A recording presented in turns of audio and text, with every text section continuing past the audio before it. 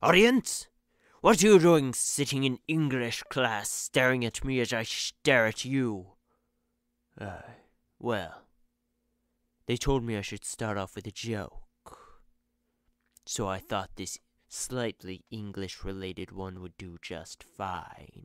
Bookstores. A librarian had recommended I visit this place called Brainerd's Bridge Park, and so I headed straight there because I have found over the years that librarians make excellent recommendations, and the park was no exception. There was this beautiful river and this tree that refused to stop being a tree despite considerable challenges, and then I found this walking path. Two roads diverged in a yellow wood, and I took the road more traveled by because I did not want to get lost in Waupaca, Wisconsin. I walked for a long time. It was really beautiful, and there I was, awash in the majesty of it all, thinking, I need to pee, and I can't decide if I'm adequately in the woods right now to pee here, or if I need to go back to the park and find a bathroom. So the whole theory behind our senior projects is that you have to pick a problem in the world. You have to then talk about that problem, and then you have to solve that problem. And I was sitting here thinking of a topic, thinking of a problem that I could easily fix. And I decided the world just has too many problems. Far too many. And I started thinking of the solutions to all of the world's problems. And I realized they had something in common. You see, all they needed was for someone to stand up and do something about it. And that would literally solve all of the world's problems. So why don't we just stand up and do something about it? Well, could it be because we're lazy, or maybe we just don't want to do something? Sure, that could definitely possibly be the answer. But sometimes I think we just don't think we can make that big of a difference. We think we're too small and insignificant.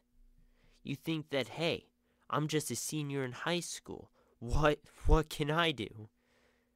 Well, I'm here to tell you that only you can solve these problems.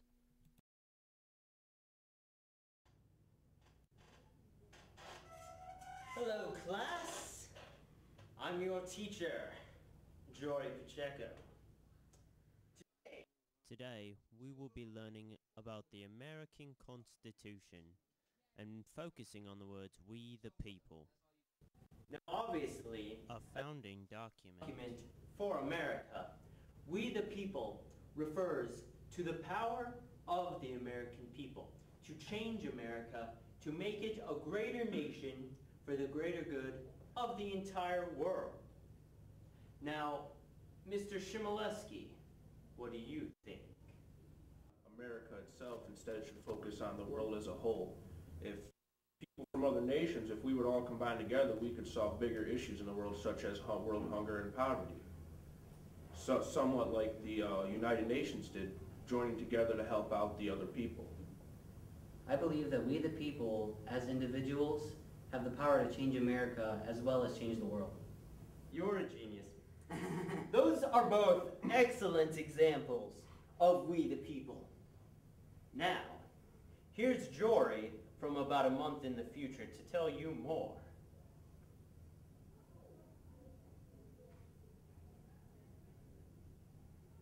I think I forgot to stop recording. I think you did too. Jory, you need to edit this part out. Wait. My balls itch.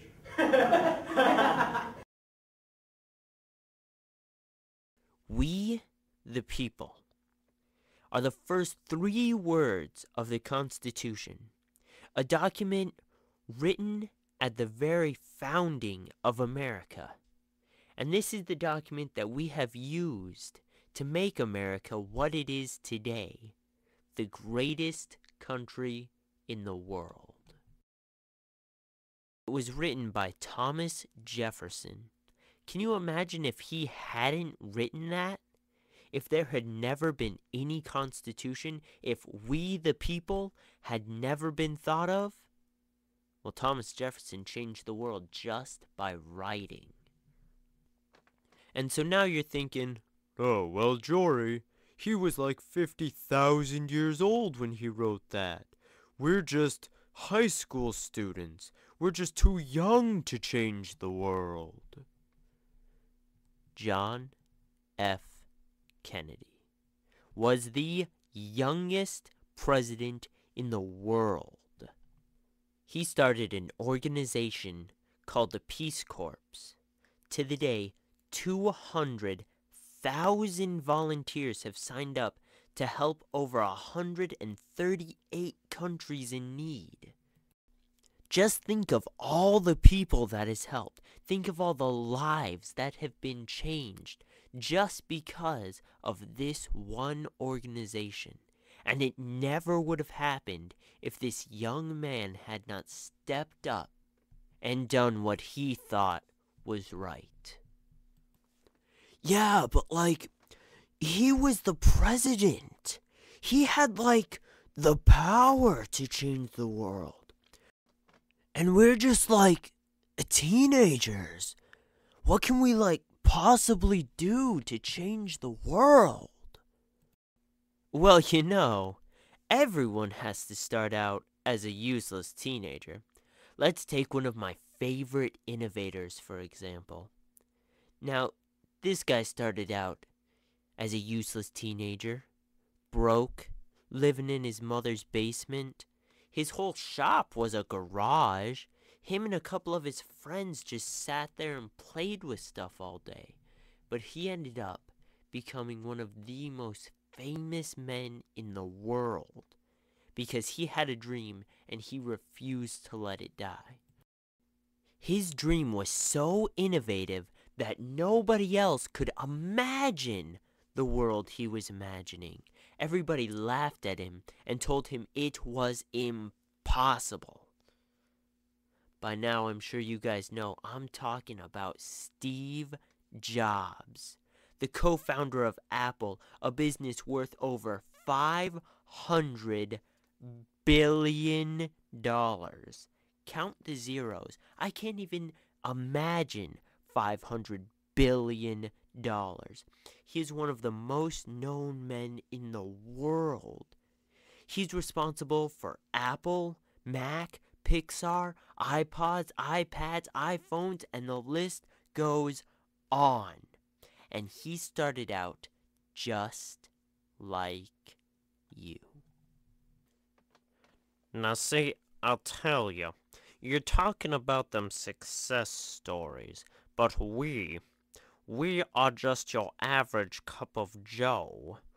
We cannot change the world. What if I asked you to break into a highly secure army base and steal brand new top secret technology that would change the way we fought wars? Sounds like a pretty tough mission, right? Well, what if I told you that you, sitting in this classroom, you, the seniors of Clintondale High School, have already accomplished it? I say, what? Yeah, 'cause see, in the 1960s, the United States Army was working on a top secret project that would link computers from all over the world, and it would be a much more secure way of transferring information. But in the 1970s, this technology was released to the public. Now, nobody knew what to do with them, but later, in the late 1980s and early 1990s, this internet craze started taking off, and it became what we know today. Full of YouTube videos and Facebook updates, rage comics and memes, fandom, games, and so much more. By the year 1996, 50,000 networks were on the newly titled World Wide Web, we had taken this technology and completely changed it from anything its creators could have ever imagined. Okay, we get it. The individual has power and can change the world. Well, that's great, but guess what? It doesn't matter unless you do something. Does anybody remember our trip to the Holocaust Museum? Maybe reading the book Alicia or watching the movie 1984? There was a common theme in all of those. See, there were a lot of people following, but never doing anything. See, they could all clearly see the problem. Hitler was abusing Jews and taking over countries. Big Brother was being abusive and, to put it frankly, a creeper. And we're doing the same thing today. We're becoming a generation who just wants to sit at home and play their Xbox and not care that there are hungry people out there, that there are people suffering under the causes of war and extreme poverty. I said earlier that the Peace Corps has helped so many people.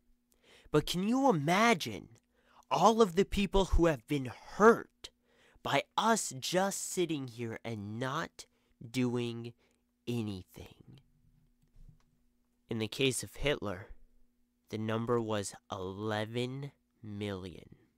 11 million human beings with lives and feelings and families. How dare we sit here and not do anything to help them? And helping change the world is so simple.